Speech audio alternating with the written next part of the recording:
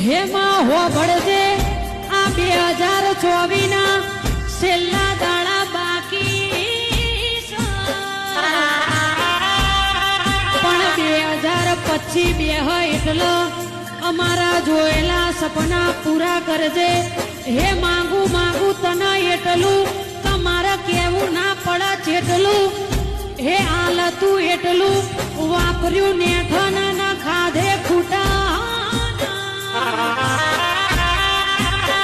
પણ તારા જેવી દેવી મળી હે અમારા નસીબની વાત છે હે માં વખો પડ હે તંદાળમાં આ કુવાસી તારો વળગો